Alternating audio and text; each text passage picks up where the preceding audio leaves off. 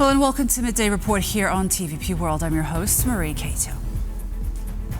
U.S. Secretary of State Marco Rubio and Russia's Foreign Minister Sergei Lavrov have held a face-to-face meeting in Malaysia as tensions between the two countries rise over Moscow's mounting attacks on Ukraine. And now we go live to a press conference in Kuala Lumpur.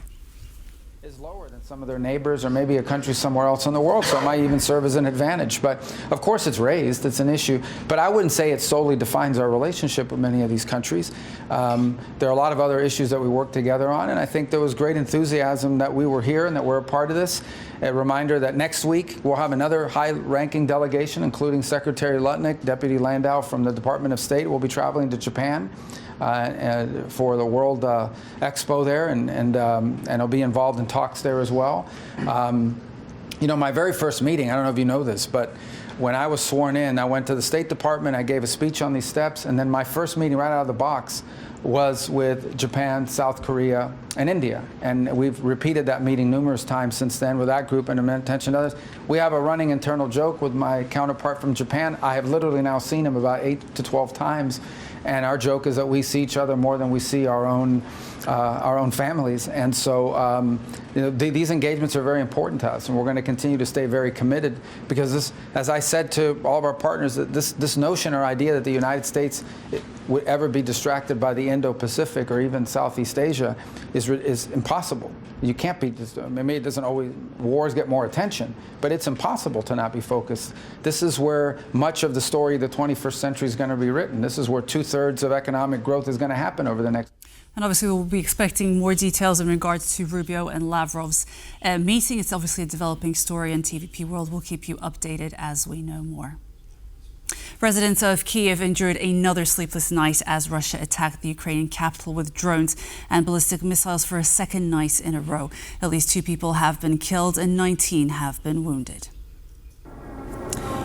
The strikes began at around 1:15 a.m. local time when the first explosions rocked the Ukrainian capital and Shahed drones buzzed over the city. Swaths of UAVs could be seen flying over the historic Belarus district in the city center. Later in the night, local media reported dozens of explosions and the distinctive sound of ballistic missiles. According to Kyiv Mayor Vitaly Klitschko, the attack caused damage and sparked fires at apartment buildings in the Shevchenkivsky and Darnitsky districts. The airstrikes also caused fires to break out at nearby gas stations and garages, and blast waves set off car alarms throughout Kyiv. The air raid alerts in Kyiv stopped at around 7 a.m. local time, but the full extent of the attack is still unknown as local authorities continue to investigate several impact sites. Residents in Ukraine's capital have described the horror of Russia's early Thursday strikes on the city. The deadly attacks left a trail of destruction across 6 districts in Kyiv. A downed Shahed hit the building. I was at home at the time. When I saw something burning, I went down to the shelter. A neighbor was on the balcony when it hit, and he got slightly injured by shrapnel. He's now in the hospital. It was a direct strike into the 5th floor, into an apartment. I live on the 3rd floor. I heard a sharp whistle, like something was flying straight at me. I quickly moved away from the window, but it felt like the impact came from both sides. There was the smell of burning fire. I didn't know what to do. I thought I could grab something, but all I took was my phone, a backpack, some personal belongings, documents, and I just ran. In total, 22 locations were hit the hardest. The damage affected various types of buildings, from public facilities to residential and non-residential structures. 6 districts were affected. Emergency services are working there, and aid centres have been set up. As Kyiv repeatedly faces intensified Russian air assaults, leaders from across Europe are meeting in Rome for the 4th iteration of the Ukraine Recovery Conference. It comes at a crucial time for the war-torn country, with both reconstruction and prospects of a ceasefire likely to be on the agenda. Our chief political correspondent Aaron Dahlman reports. All roads lead to Rome today for Europe's top political brass. And we're in the city's business district, which is effectively in lockdown. There's a wide security perimeter. There are helicopters circling up above. And speaking to the conference, Ukrainian President Volodymyr Zelensky calling out Moscow for its nighttime air assaults on Kyiv. Here's what he had to say. Thank you all for your attention to Ukraine, to the needs of our people, first of all, and to our shared responsibility to do everything necessary to protect life. Russia has also prepared for this meeting. Just last night, they launched another massive attack on Ukraine, mainly targeting our capital, Kyiv. The attack involved Russian, Iranian Shahid drones. These drones have been heavily upgraded to cause more destruction and to be harder to shoot down. 9 representatives from the Polish government are here, including Prime Minister Donald Tusk. On top of that, the likes of European Commission President Ursula von der Leyen, German Chancellor Friedrich Merz, Trump's envoy to Ukraine, Keith Kellogg, who met with Zelensky on Wednesday. Officially, this conference, this meeting is about Ukraine's reconstruction, both during and after a ceasefire. But as Russia's attacks intensify, well, the stakes of that ceasefire are higher than ever. In Rome for TVP World, I'm Aaron Darman. We are at a defining moment now, today. What we are doing now will determine where we stand 1 year from now, said Polish Prime Minister Donald Tusk in Rome as he urged world leaders to support Ukraine. What we are doing now will determine where we stand 1 year from now. Will the guns pointed at Ukraine fall silent by the time we meet again during the next recovery conference? And so, from Rome, one of the cradles of our civilization, I appeal to the entire democratic world. Our consciences cannot rest while Putin attacks civilians night after night. Ending this war must be our common cause. Now is the time to begin a new chapter, the chapter of Ukraine's recovery in peace. Lithuanian officials were rushed to shelters after the country's airspace was violated earlier today by an object flying in from Belarus. The craft was first thought to be a Shahed drone, but reports now say it resembles a makeshift plane. The Lithuanian Ministry of Defense wrote on social media that the object posed no threat to national security. Today, the Lithuanian Air Force detected a flying object approaching from Belarus. NATO jets on patrol were shifted to operational mode, but no further action was needed after the object crashed. Resembling a homemade drone, it posed no threat. Troops are securing the crash site. Washington is sending 155mm artillery shells and GMLRS munitions for HIMARS systems to Ukraine. This comes after US President Donald Trump confirmed that previously halted weapons deliveries to Kyiv are back on track. Kyiv has already requested Patriot air defense systems on multiple occasions. This week, the U.S. administration confirmed that they will send missiles for the Patriot systems, but expect Germany to sell one of their batteries to Ukraine. Trump also added that the U.S. will focus on sending Ukraine defensive arms.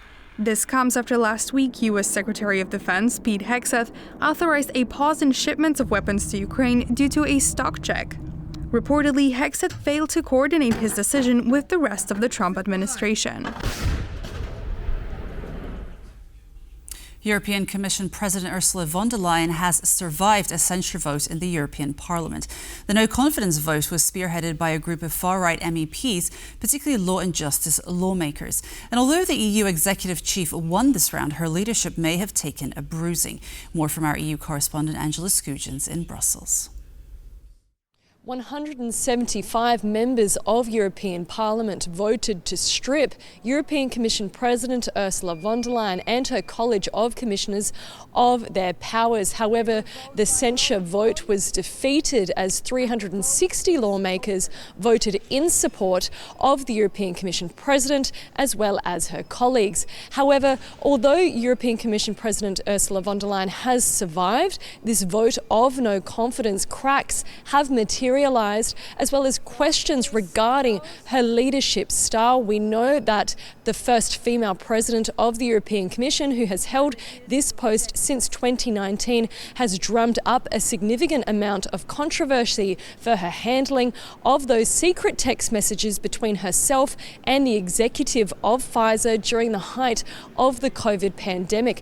This is exactly why that Romanian MEP, as well as a gaggle of other far-right politicians, launched this with 75 signatures originally penned to that document. However, Ursula von der Leyen, in the days leading up to this debate, has defended her decision, labelling those lawmakers, a significant amount of which comprise law and justice politicians from Poland. She has described them as Putin apologists as well as conspiracy theorists. However, we also know that she has had to make a significant amount of deals with political parties on the left in particular to secure the next 5 years of her mandate and for her to survive this vote of no confidence. But questions will remain regarding her leadership style as well as the centralisation of power on the 13th floor of the Berlaymont, that is the European Commission, as well as her party's seemingly tilt to the right, making deals with a range of far-right political groups. She has defended this decision, saying that her political party, that is the European People's Party, will do whatever it takes to get their policies over the line. But this is just the beginning. We'll have to wait and see how this crisis unfolds, as well as that European Commission President handles the fallout. Angela Scoogens from Brussels for TVP World. British Prime Minister Keir Starmer and French President Emmanuel Macron have agreed on tougher controls to reduce the number of migrants trying to cross the English Channel in small boats and dinghies. During a summit at the end of Macron's state visit, the two leaders also announced deeper defence and nuclear cooperation. We all agree the situation in the Channel cannot go on as it is.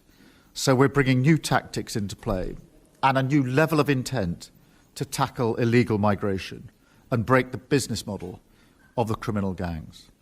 We're also updating the historic Lancaster House Treaty, an ambition that we put in motion very early on to strengthen our collective defence and security as Europe's only nuclear powers, providing about 40% of European defence spending. We share a unique responsibility for the security of this continent. Our two armies together constitute the true foundation of this European pillar of NATO. The ability to act together as framework nations, to be able to deploy in multiple theaters of operation, to defend European soil and to stand alongside our allies is absolutely essential.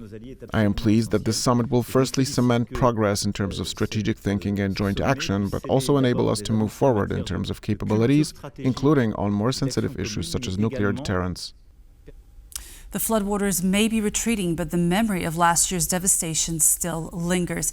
Alexandra Bulenda reports from Czechowice-Dziedzice, where in the region officials say that the worst may be over, but the watch is far from done. The flood barriers right behind me may look calm now, but just 24 hours ago, emergency services were bracing for the worst. A crisis task force was actually activated as the government moved swiftly to prevent now a repeat of last year's devastation, where this region here in Silesia suffered one of the worst floodings in decades.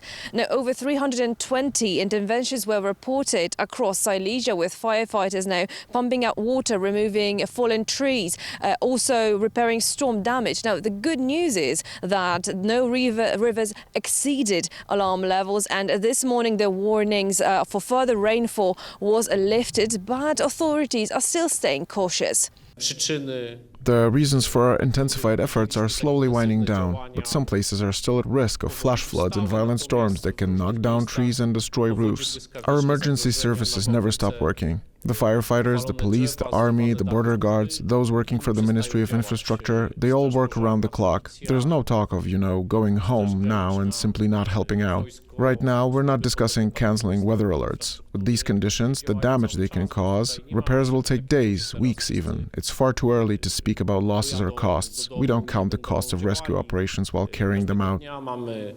The swift response comes with last year's memory that is still fresh. The 2024 Central Eastern European floods left parts of southern Poland submerged, causing millions in damages and prompting a rethink of local preparedness. So here in Czechowice, residents now know how quickly conditions now may change. So the focus is on staying alert.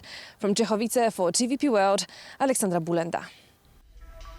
And that concludes Midday Report today. Thanks so much for being with us and stay tuned for more on TVP World. Goodbye.